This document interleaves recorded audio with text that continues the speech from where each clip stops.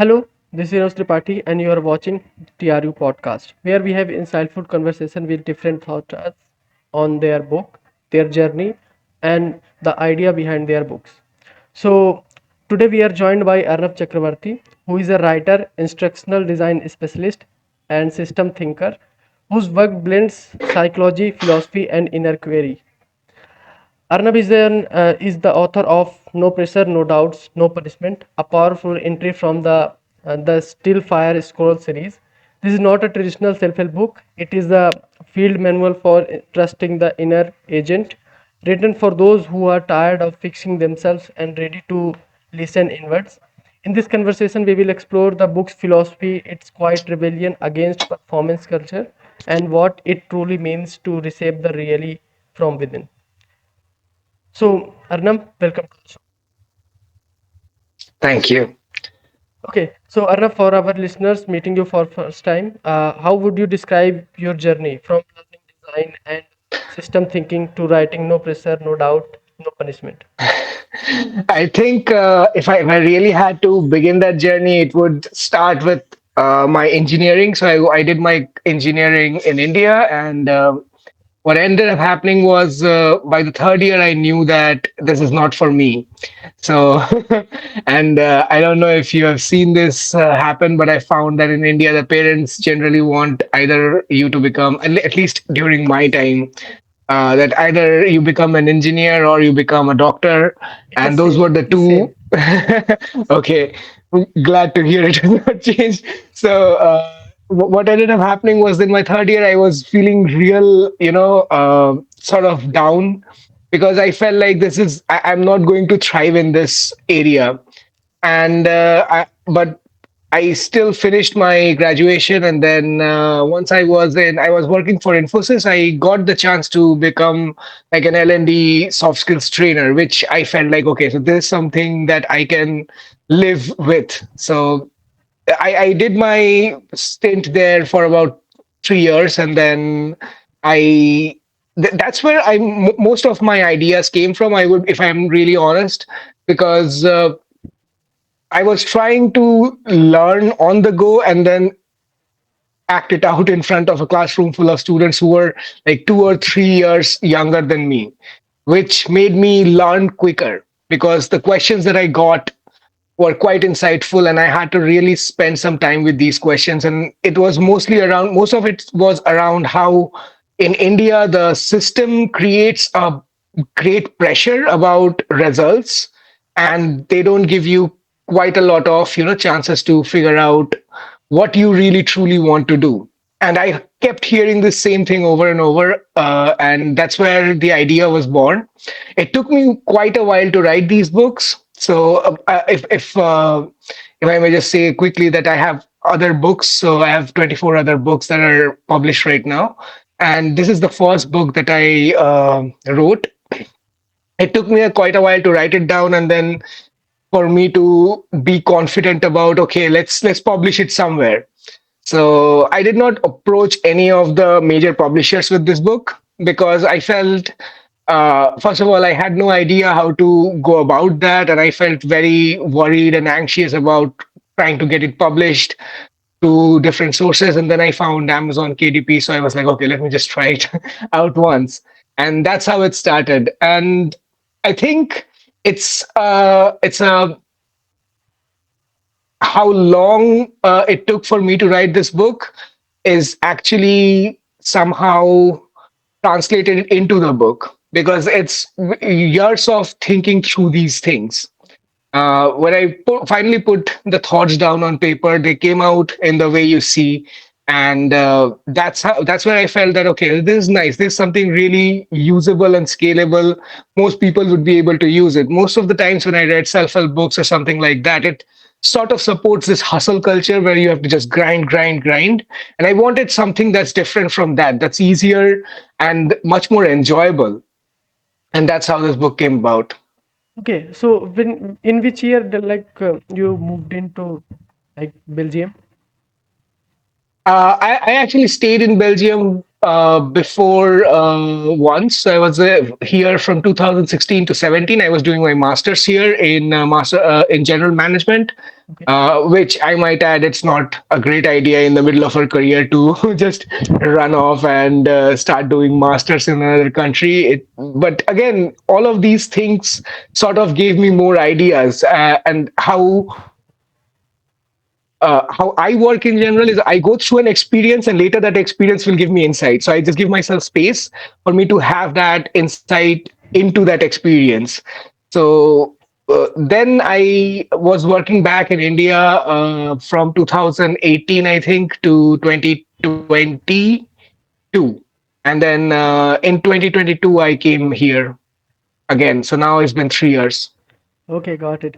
Okay, so your writing feels like less instruction and more like invocation. So when did you realize this book needed to exist? Like when you decided to publish this one? I published all of my books. So because I'd been writing them for quite a while, but it was mostly I was working in kind of a silo.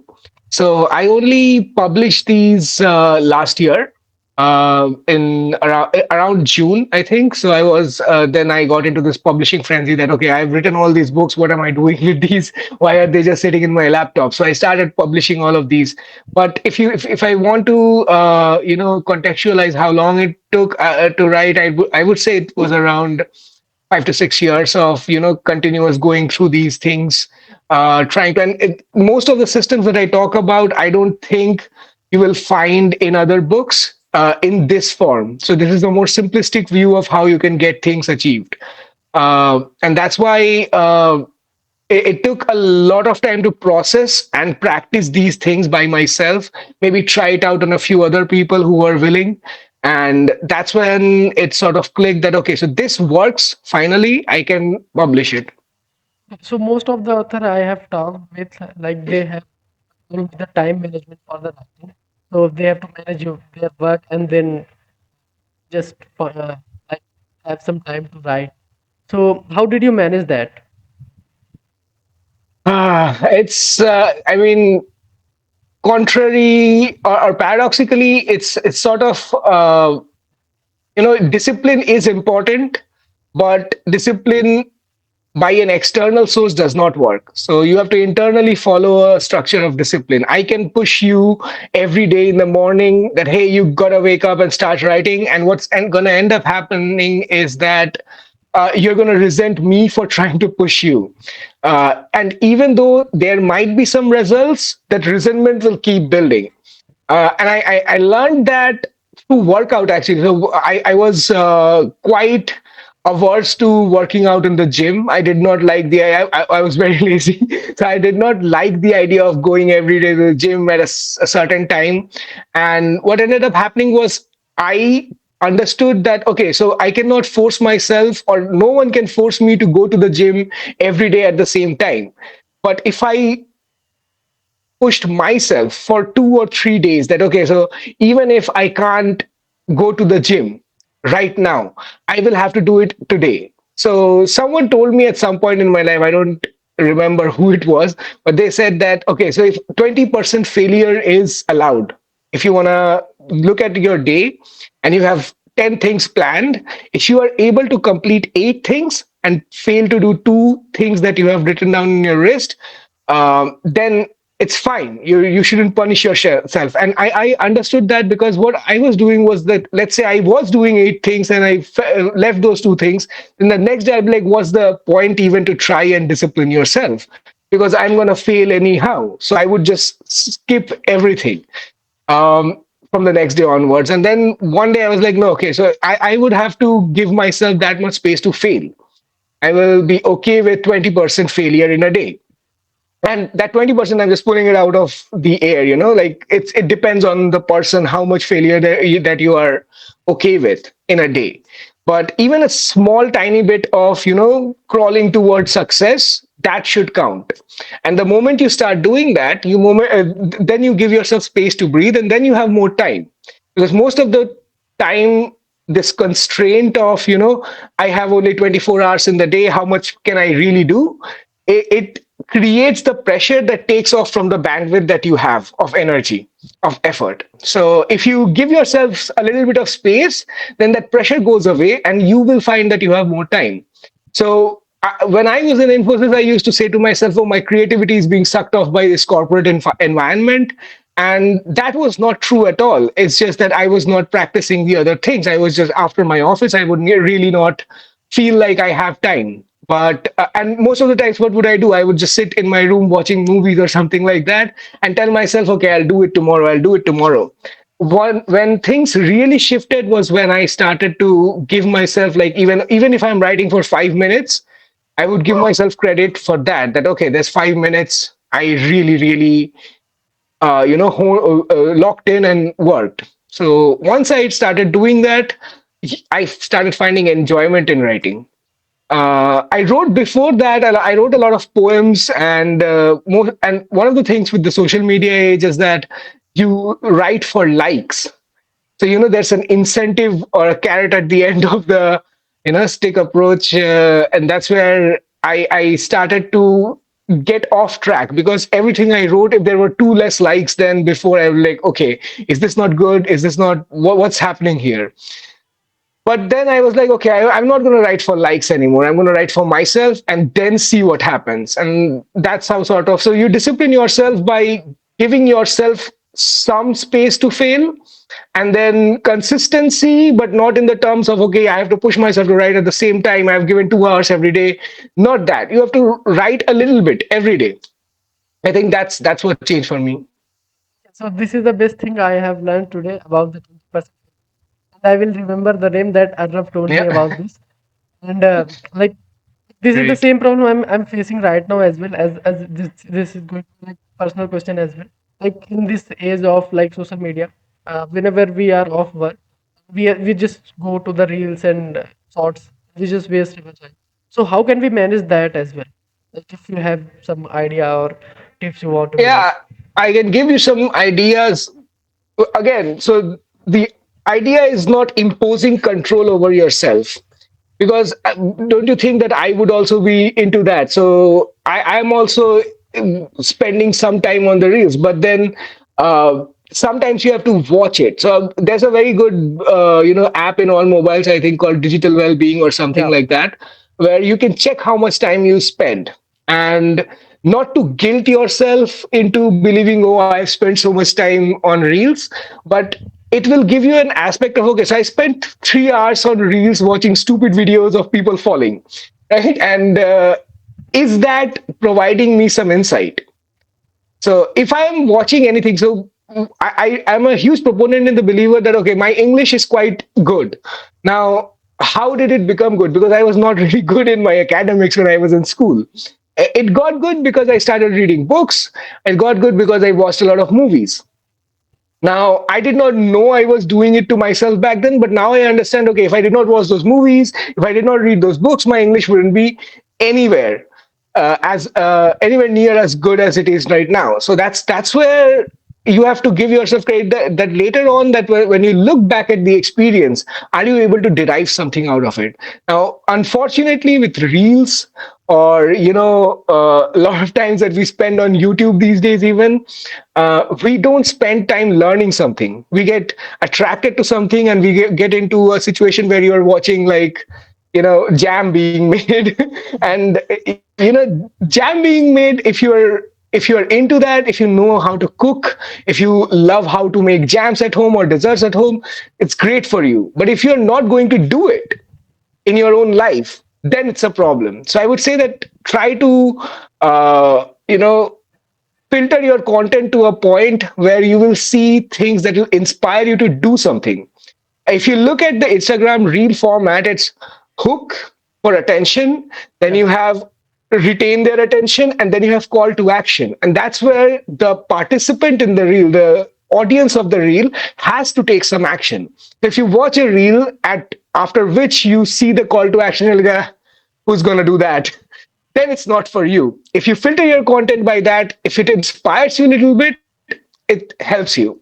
The other part of trying to save time, you cannot save time. There are moments that you have to give yourself in life when you are just enjoying for nothing, right? And I feel there's two things that you need to do. There are things that you need to do in your life to survive, And then there are things that you want to do in your life to make survival, enjoyable. And if you spend effort 50% in doing things that you need to do, and then spend 50% where you are doing things that you want to do, you will hit the target. Okay, that's like thank you so much for like telling that thing. Now back to the book. Like in your book, you clearly state that this is not a self-help book. So what were you intentionally stepping away from when you wrote this? I was stepping away from the grind culture. To be very honest, I was stepping away from the grind culture because I don't say think that it's a bad thing, because grind culture sort of inspired me. Because if you know Dr. Jordan Peterson, the Canadian psychologist who is in wild waters right now, but he at some point was talking about the fact, and even David Goggins, the I think Yeah. U.S. Marine vet, they both talk about how discipline is actually freedom, right? And that sort of gave me a push to try it out. Now, I was not going to try it out like Marines, where they say even at the end of your exercise routine, you should feel like there's 40% more effort that I can give. And I really hated that part, the stretch part. And although it is necessary, I think that's where I got the idea that maybe what we need to do is that 40% that you're going to give extra after you are completely exhausted, that should feel a little more enjoyable. So I was stepping away from the fact that most of the spiritual systems or self help systems, they sort of glorify this suffering, right? If you're suffering, Exactly. you're doing good. That's how they talk about it. And my intention was to step away from that, to think of suffering as something that happens around you and you observe it, and the way you react to that is entirely on you. So that's something that Viktor Frankl talks about in Man's Search for Meaning. And it's trying to understand that everything happens and you are just an observer node. So that's where I got the idea of stepping away from the hustle culture. Yeah, I think that's around it. Okay. Yeah. So what is your point of view of things like you are not liking something while doing it? So why are you doing it? So what is your point of view in that? Yeah, I think liking is something that's overrated. So the reason I'm saying that is because, it's going to sound very philosophical, but I'm still going to try to say it in a way that it doesn't sound too philosophical. Uh, most of the times what happens is that in life, you are trying to sort of, you know, the question was around what is it that can you repeat the question one more time? I'm trying to still finish the thought in my head. So if you are not liking while doing the things, Liking. so why are you doing that? That's the simple Yeah. question. So I'll give you an example in job, right? So when I started my job at Infosys as a learning and development trainer, I liked doing the part where I go into classrooms and talk to students. That's what I liked. But that also meant that I have to, as a learning and development professional, I have to spend 20 to 30% of my time filling in Excel sheets, looking at how the metrics are going, what is my feedback ranging, is it ranging within the acceptable range or something like that. That I did not like, but I did like the going into classrooms and talking to students. So that's where I think of it as a whole unconditional experience where you have to pay some price. So for you to experience something, you have to pay some price. And most of the time, that price is your attention. So you have to give your attention up for things that you don't like in order for you to enjoy things that you do like. And if you think of it like cost, that okay, I have to pay some attention to this part of my job so that I can do this part of my job that I enjoy, then you start making decisions based on the payment you are allowing yourself to make, that you're okay with being something that is being paid, right? So that's how I look at it. So liking generally does not come into question, because liking is very subjective to a very small specific task. Instead of that, think of it as an unconditional experience, and where you do not like, that is the cost you're paying. I like eating a lot of chocolates, but that means that at the end of it I'll get fat. So I have to consider, okay, how much am I okay? How much weight am I okay gaining before I have to quit chocolate or get diabetes and stop eating chocolate or something like that? I do not like the fact that I cannot eat most all the time, right? But then at some point I have to tell myself, okay, so if I don't eat chocolate at all in my life, that's going to be hell for me. So I have to be able to pay the price of working out, so that whatever chocolate I have eaten, however much sugar I have consumed, I can wean it off. Okay, so back to the book. The book called itself a failed manual. So who is this manual truly for, and who might find it uncomfortable? um I think practitioners. So there are a lot of people. So there's three kinds of learning. There's visual learners, there's auditory learners, and there are kinesthetic learners. So this book is more for the kinesthetic learners who like to go out into the world and try things and then learn through their experience. So this is more of an experiential learner book. So anyone who likes experiential learning, where they're learning by doing stuff, gaining insight on the inside, that's who this book is for. I wouldn't say there's a lot of people who would hate this book, or they would be like, okay, why did I even buy this book? But it might not make sense, a lot of sense to people who try to, you know, uh, mug things up. So I did not try to make it an inspirational book. The whole point of it being a field manual is to ensure that people understand that life is not this task, this work, that concert, something like that. It's a bunch of experiences tied together. And that's the field that you are in. So there's past, present, and future experiences that you will have, all tied into a bundle. And you are in the center of it, trying to find the ones that really, give you insight, make you, enjoy in life, make you happy in life. And people who are continuously going to learn, not learn, people who are continuously willing to practice it, to see it as a field, and then enjoy these experience for what they are, or whatever they are, it's for them. Okay, so kinesthetic learner it is. Yeah. Okay, so The kinesthetic learner means, yeah, go ahead. so, so like I have been working for like around 6 to 7 years for now. Okay, so at the start I used to love like uh, experience things first, and then I will learn about that. But now I don't want to do that. I just want to first learn and then experience it later. So Yeah. was it any difference from before and now? So what is your point of view in that? So do you mean for you it's difficult to learn on the go, or do you mean that it's Like you would rather just first, yeah. at a point of time you just like tired of doing the kinesthetic learning, and you just want to just somebody just teach you something, and then you go and do that thing Mhm. rather than experiencing it while doing itself. That again, I would say there's a cost to that. Yeah. So the cost to kinesthetic learning as is that you will get tired at some point for sure, because you're practicing it out. But then if someone tells you that, okay, so this is the way, right? This is the one way. What ends up happening is that it curdles sort of into this traditionalist view, where tradition is put given a greater priority than what is being done. No, traditions are great.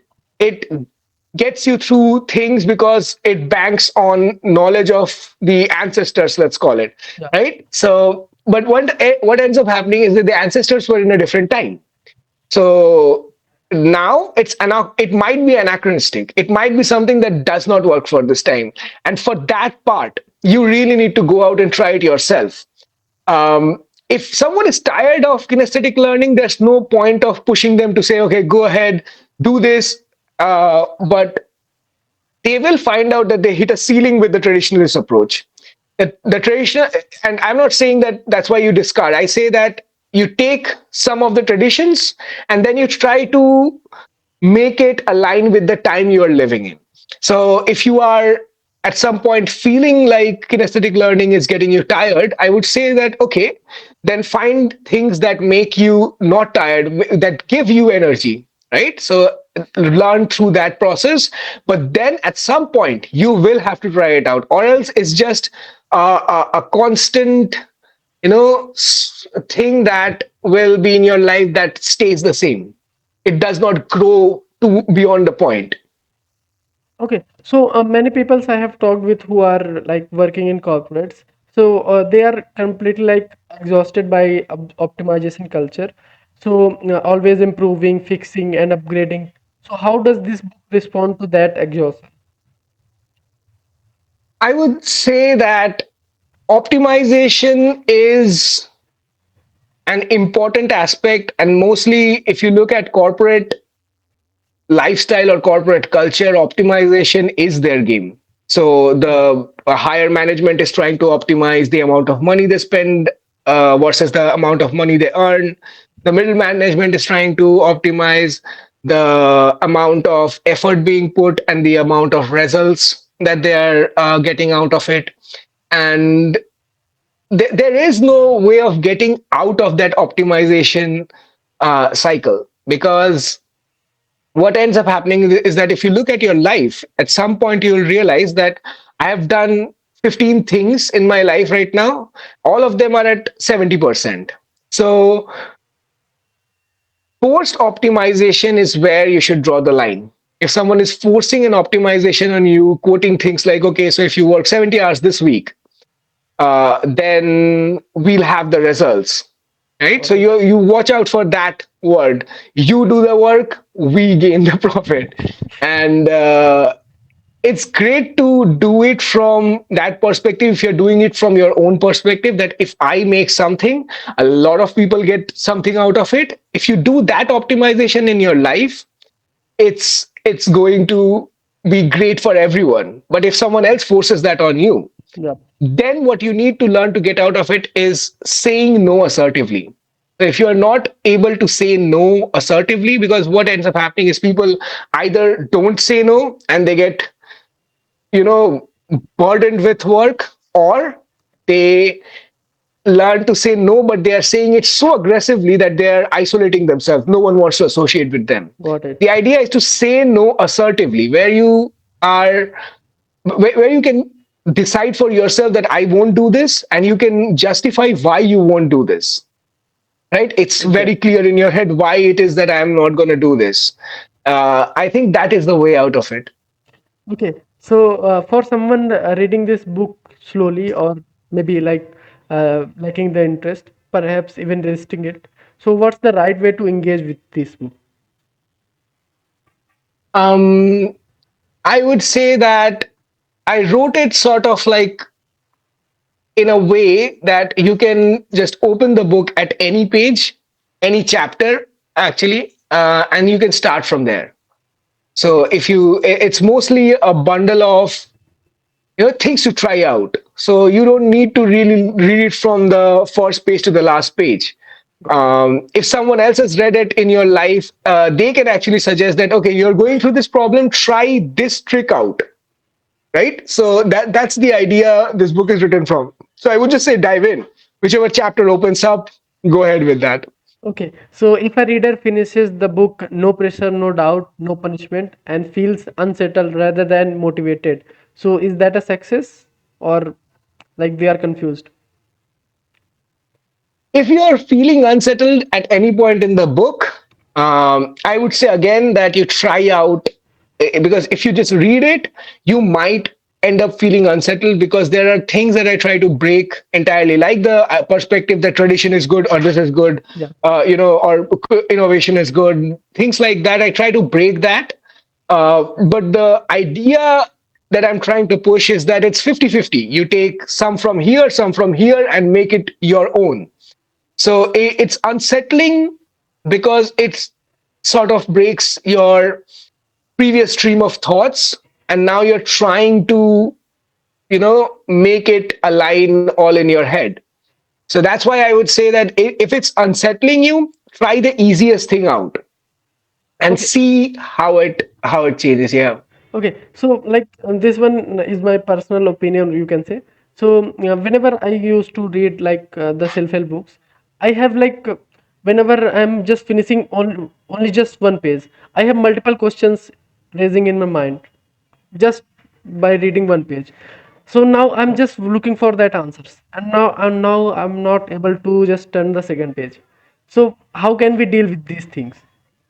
That's a very good question. I actually thought of that because I've also read quite a lot of self-help books, and you come out of it with more questions than answers. Yeah. And I think that's how these guru types work, right? So they're going to try and there is something called apophatic Christianity, which is the idea from which um, you know. Uh, it's the term via negativa comes. So that's what I tried to do this. So I do not give you answers immediately, because there is no one answer, right? A lot of people are going to ask the question that, okay, so what is the answer to life, what is the meaning of life, and they are assuming that there's one, right? It's not.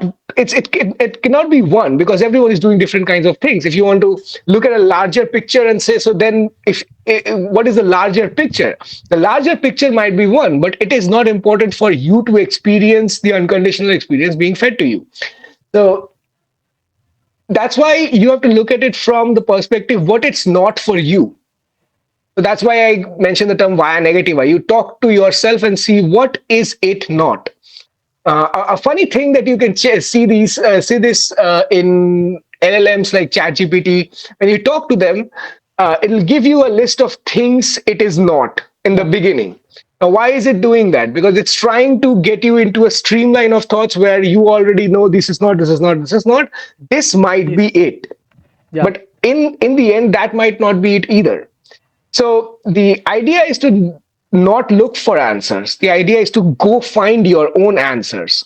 And I try to keep space in my book for that, and that's why I call it a field manual, because I'm going to give you what it is entirely not, the small trick or process or whatever you want to call it. I'm going to give you an idea of what it is not. And now you go try it and find it out for yourself. And the answers is something that you should be journaling.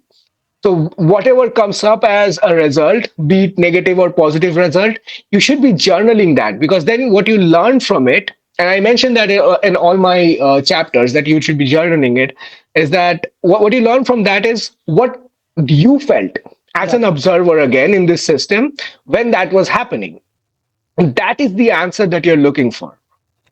So I have always thought like maybe my maybe I have some problem while reading these books, or maybe not that attentive about reading this. Like I have been reading Psychology of Money, a finance book, for like 3 months, Mhm. and in between I have just completed 10 to 12 like fiction books out of nowhere. So maybe I have always thought like these are the problems. Only I am facing that.